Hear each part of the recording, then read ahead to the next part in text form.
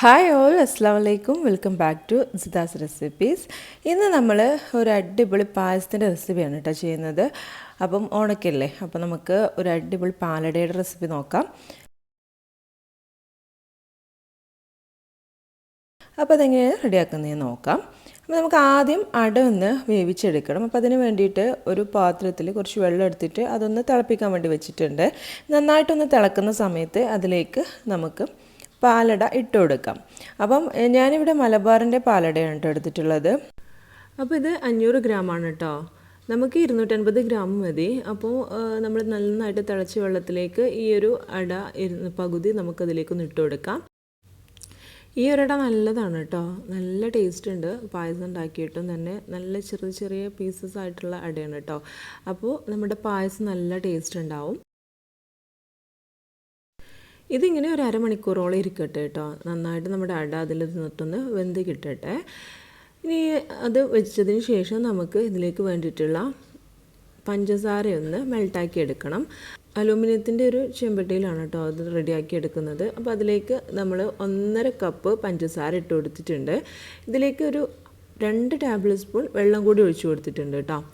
എന്നിട്ട് നന്നായിട്ടൊന്ന് മെൽട്ടാക്കി എടുക്കണം. ഇതാണ് നമ്മുടെ പായസത്തെ ഗോൾഡൻ കളറാക്കി എടുക്കുന്നത് കേട്ടോ. ഷുഗർ മെൽട്ടാക്കി എടുക്കുന്ന സമയത്ത് ഫുൾ ഫ്ലെയിമിൽ ഇടരുത് കേട്ടോ, ഒരിക്കലും ഫുൾ ഫ്ലെയിമിൽ ഇടരുത്. മീഡിയം ഫ്ലെയിമിൽ ഇട്ടിട്ട് വേണം ഇത് ചെയ്യാൻ വേണ്ടിയിട്ട്. അതുപോലെ തന്നെ ഇതിൻ്റെ അടുത്തുനിന്ന് പോകാനും പാടില്ല കേട്ടോ, പെട്ടെന്ന് ഇത് കരിയും.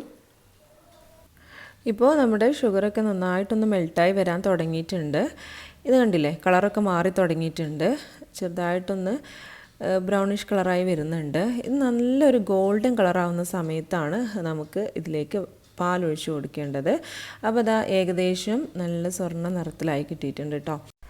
നന്നായിട്ട് മെൽട്ടാവാൻ വേണ്ടി നിൽക്കുന്നില്ല കേട്ടോ. ഇത് വേണമെന്നുണ്ടെങ്കിൽ ഒന്നും കൂടി മെൽട്ടായിട്ട് കുറച്ചുകൂടി ഒരു ഡാർക്ക് കളറാവുന്ന വരെ നിൽക്കാം. പക്ഷേ ഞാൻ അത്രത്തോളം ഡാർക്ക് ആക്കുന്നില്ല.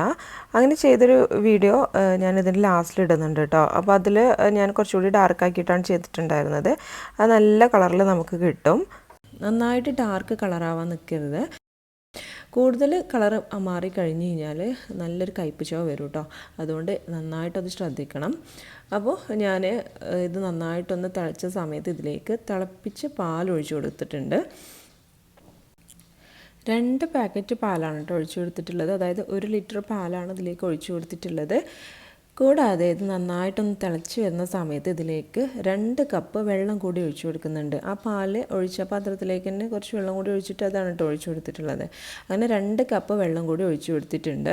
അപ്പോൾ അതാ കുറച്ചൊന്ന് ലൂസായിട്ടാണ് കേട്ടോ നിൽക്കുന്നത്. അപ്പം ഇങ്ങനെ ലൂസായാൽ കട്ടി കിട്ടുമോ എന്നൊക്കെ സംശയം ഉണ്ടാവും.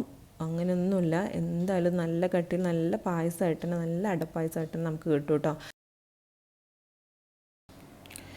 ഇപ്പം പാൽ നന്നായിട്ടൊന്ന് തിളച്ച് വന്നിട്ടുണ്ട്. ഇനി ഇതിലേക്ക് നമ്മൾ റെഡിയാക്കി വെച്ചിട്ടുള്ള അട എന്നിട്ട് കൊടുക്കാം. അപ്പോൾ അട ഏകദേശം നന്നായിട്ടൊന്ന് വെന്ത് കിട്ടിയിട്ടുണ്ട് കേട്ടോ. അത് നമുക്ക് ഇതിലേക്കൊന്ന് ഇട്ട് കൊടുക്കാം. ഇനി നന്നായിട്ടൊന്ന് ഇളക്കി കൊടുക്കണം. ഇത് കുറച്ച് തണുത്തുകൊണ്ടാണ് കേട്ടോ ഇങ്ങനെ കട്ട പിടിച്ചിരിക്കുന്നത്. ഇത് കട്ട പിടിച്ചെന്ന് വെച്ചിട്ട് കുഴപ്പമൊന്നുമില്ല കേട്ടോ. അതൊന്ന് തിളച്ച് വരുന്ന സമയത്ത് അതൊന്ന് വേർപെട്ട് വന്നോളും. അപ്പം ഇത് നന്നായിട്ടൊന്ന് തിളക്കാൻ വേണ്ടിയിട്ട് വെയിറ്റ് ചെയ്യാം.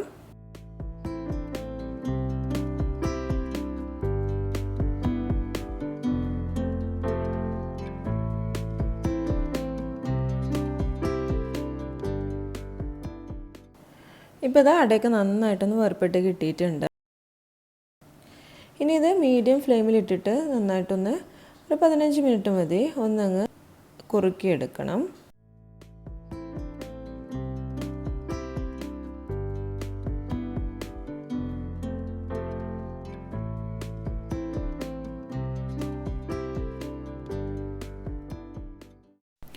ഇപ്പോൾ ഏകദേശം ഒരു 15 മിനിറ്റോളായിട്ടോ നന്നായിട്ടൊന്ന് കുറുകി വന്നിട്ടുണ്ട്. ഇനി നമ്മൾ ഇതിലേക്ക് ഒരു സ്പെഷ്യൽ ഇൻഗ്രീഡിയൻറ്റ് ചേർക്കുകയാണ് കേട്ടോ. അപ്പോൾ നമ്മൾ ഇതിലേക്ക് ഇനി ചേർക്കുന്നത് കോൺഫ്ലോറാണ്. അപ്പോൾ ഞാൻ കപ്പിലോട്ട് 2 ടീസ്പൂൺ കോൺഫ്ലോർ ഇട്ട് കൊടുക്കുന്നുണ്ട്.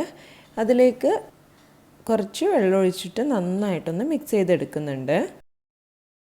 അപ്പോൾ പായസം നന്നായിട്ട് തിളച്ചുകൊണ്ടിരിക്കുകയാണ്. അപ്പോൾ ഈ ഇതൊഴിക്കുന്ന സമയത്ത് നമ്മൾ പായസത്തിൻ്റെ ഫ്ലെയിം ഒന്ന് കുറച്ച് വെക്കണേ. അല്ലാന്നുണ്ടെങ്കിൽ പെട്ടെന്ന് നമ്മുടെ കോൺഫ്ലോർ കട്ട കുത്തി പോവും. അപ്പോൾ അതുകൊണ്ട് നമ്മൾ കോൺഫ്ലോർ ഒഴിക്കുന്ന സമയത്ത് ഫ്ലെയിം ഒന്ന് കുറച്ച് വെക്കുക.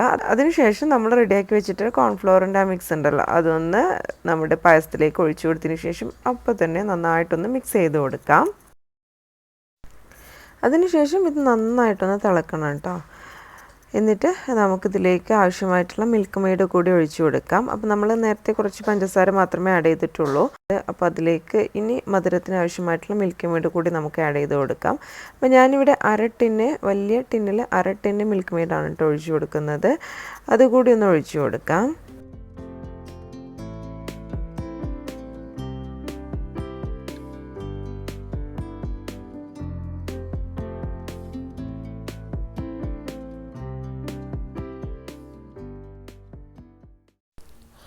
അപ്പോൾ ഇത്രയേ ഉള്ളൂ കേട്ടോ, നമ്മുടെ അടപ്പായസം ഇവിടെ റെഡി ആയിട്ടുണ്ട്.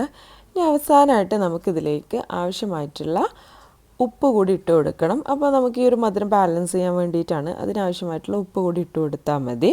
അതുകൂടി ഇട്ട് കൊടുക്കുന്നുണ്ട്. അത്രയേ ഉള്ളൂ കേട്ടോ. ഇനി നമുക്കിതിലേക്ക് വേണമെന്നുണ്ടെങ്കിൽ അണ്ടിയും മുന്തിരിയും ഒന്ന് നെയ്യിലും വറുത്തിട്ട് ഇട്ട് കൊടുക്കാം. അപ്പോൾ ഞാനിവിടെ അതൊന്നും ചെയ്യുന്നില്ല കേട്ടോ. അല്ലാതെ തന്നെ നല്ല ടേസ്റ്റാണ്. അപ്പോൾ ഇത്രയേ ഉള്ളൂ, പായസം റെഡിയാണ്. ഇനി നിങ്ങൾക്ക് അണ്ടിയൊക്കെ വറുത്തിട്ട് ഇട്ട് കൊടുക്കണം എന്നുണ്ടെങ്കിൽ ഇട്ട് കൊടുക്കുക കേട്ടോ, ഒന്നുകൂടി ടേസ്റ്റ് ഉണ്ടാവും. അപ്പം നമ്മുടെ പായസം ഇവിടെ റെഡി ആയിട്ടുണ്ട്. ഇനി ഇത് കുറച്ച് നേരം ഒന്ന് മൂടി വെക്കണം കേട്ടോ, അപ്പോഴാണ് ശരിക്കും അതൊന്ന് വെന്തിട്ട് മുകളിലോട്ടൊന്ന് പൊന്തി വരുന്നത്. അപ്പോൾ ഞാനിത് കുറച്ച് നേരം അടച്ചു വെച്ചതാണ് കേട്ടോ. ഇപ്പോൾ കണ്ടില്ലേ, മുകളിലോട്ട് നന്നായിട്ടൊന്ന് പൊന്തി വന്നിട്ടുണ്ട്. കണ്ടില്ലേ, കറക്റ്റ് ആ ഒരു പായസത്തിൻ്റെ കൺസിസ്റ്റൻസിയാണ്. അപ്പോൾ ഇനി നമുക്ക് ഇത് ചൂടാറുന്നതിന് മുമ്പേ ഒന്നങ്ങ് ഒരു ഗ്ലാസ്സിലോട്ടൊന്ന് ഒഴിച്ചു കൊടുക്കാം. അപ്പോൾ എല്ലാവരും മറക്കാതെ ട്രൈ ചെയ്ത് നോക്കുക. നമുക്ക് നെക്സ്റ്റ് വീഡിയോയിൽ വീണ്ടും കാണാം. Thank you.